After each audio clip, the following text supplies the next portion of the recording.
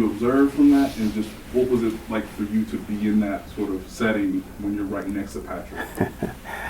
You know what? I've been blessed and fortunate to see this. We see this all the time.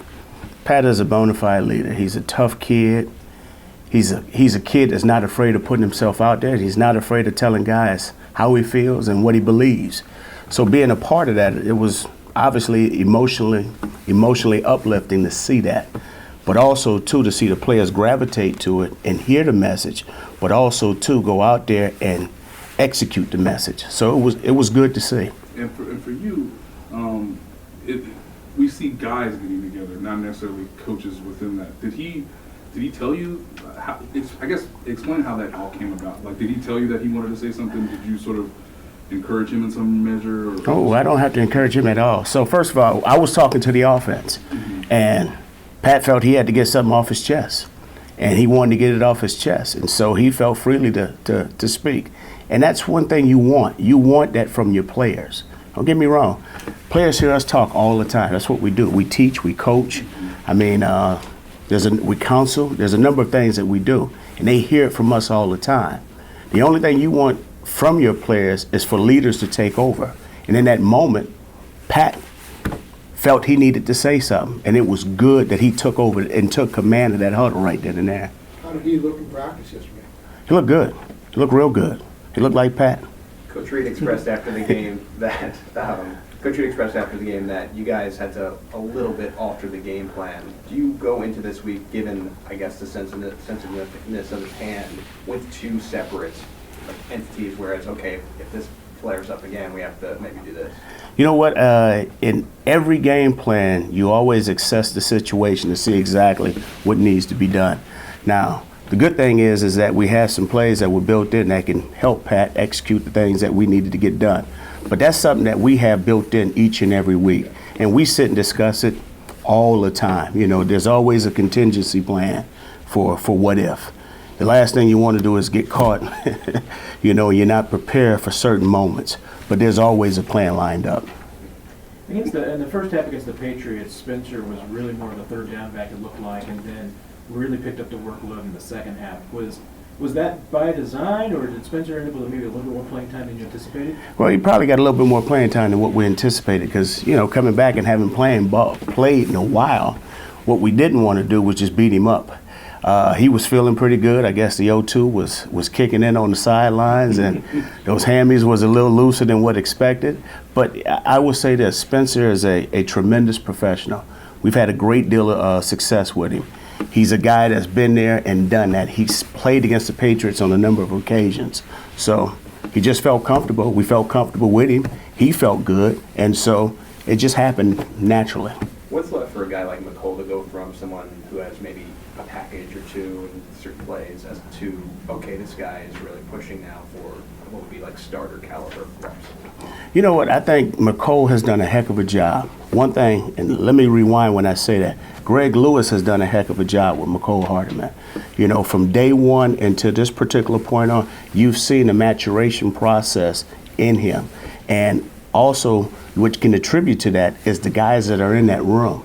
You know, you got Sammy, you have Tyreek, you got Dieter, you know.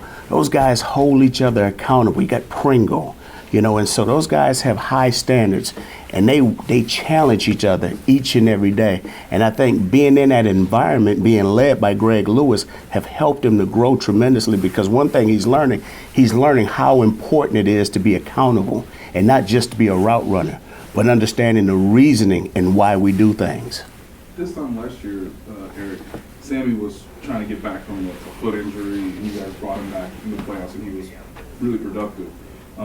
Playing most of the games this year, what are you trying to tell him as you entered December, knowing that you're trying to bring Mecole along, but also it seems like there are opportunities for production that haven't been there, and there are times where he's sort of played beyond what is asked of him. Just what are you trying to get him to understand at this point in the year? You know what? It's not just him. It's everyone. It's big picture.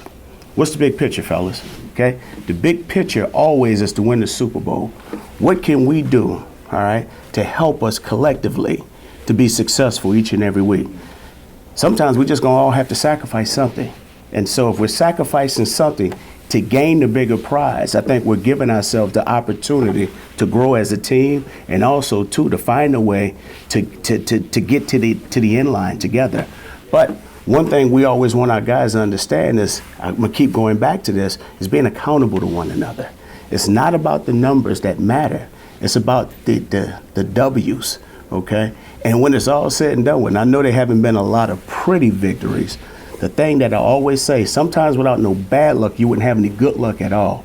And we're learning how to win tough games together. That's important. What do you think Sammy is sacrificing most right now? If he's taking that message, where do you see it translating on the field? Well, all of them, in a sense, are sacrificing numbers, stats. You know, in today's game, we live in a stats world. But the only stat that matters is how many victories you have. Yeah, right? So the only thing that matters is what we're doing, the end result. So everybody is sacrificing something. Another question that I wanted to ask you, Eric. I know how you were as a player. There are times when you engage with an opponent in a certain way. How much did you notice in the moment when Sammy got into his tussle with Stephon Gilmore? And how much do you, what do you take from that, I guess is the best way of asking that question. Now, this is probably going to sound bad because they got into that little tussle. I mean, they're college teammates. Those things happen. They know each other. So you let that one go. But do you appreciate the effort, I guess? You always appreciate the effort. And I will say this, you never want guys to fight and put themselves in harm to you know, possibly hurt the team and get a penalty. But when those two were tussling, I said, oh, these are two college roommates and two former college teammates. They'll be all right. You know, it's time to go to the next play. Regarding Mecole, I mean, with all the things that you ask your receivers to do, not just in playing multiple positions, but being able to block and do all those things, I mean, is that the kind of the next step for him, being able to get that more playing time? Is it just things as a rookie you still have to pick up in his offense? Well, yeah, let's talk about this first. There's Tyreek Hill, okay, and there's also Sammy Watkins, and you got a Derek D-Rob who's doing a hell of a job.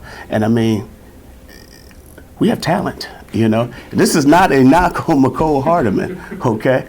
We just have guys who can all make plays, okay. And I think the best thing that has happened to him is that these guys have accepted him as one of them. And so they're raising him and grooming him. Now, do not get me wrong. Mecole has stepped up. He's making the most of every opportunity that's being presented to him. But also, too, he appreciates those opportunities because of the players that he's with. And he understands the value of making it happen when being given that chance to excel on the field. And guys like D-Rob, who didn't play much offensively as a rookie, and even Tyreek kind of took it to the second half before he really got. I mean, is that just how much time it takes for a rookie to truly understand the depth and complexity of this offense? It takes a while. I mean, we still got some guys still trying to figure it out. But it takes a while. It's a maturation process. Now, I will say this. To Mecole's credit, he was exposed to a lot more, so his adjustment phase has been a lot faster than others, but I will say this. He understands that, hey, when called upon, I don't know how many opportunities I may be called upon, but when called upon, I'm going to make the very most of that. If I got to go block on this play, I'm going to go out there and do my best job of blocking. If I'm going to run a go route on this particular play, I need to haul ass down the field and make it happen, all right? Because if I get open, Pat's going to put it on me, or I'm going to clear it out for the next man that's coming underneath. Last one, Haley. Mahomes yesterday said something about how this point in the season, not that he's regressing, but he wants to focus more on execution, fundamentals, helping out the offensive line. Do you kind of think that's all it is the past couple of weeks with offense, just kind of where they're at in the season, and that's what he needs to focus on more? Well, I think it's a combination of everyone. Everybody needs to be fundamentally sound. The biggest focus for us in December is making sure that we're doing the little things. And sometimes you have the tendency to take the little things for granted, and we just want to make sure that we're executing with great attention to details. There's so many little things that goes into each and every play. If they're accepting and listening and going out and applying the details that we're talking about, then hey, you know what? We'll play much better. Now, credit those defenses as well, but when it's all said and done with, let's control the things that we can control. We can control being fundamentally sound.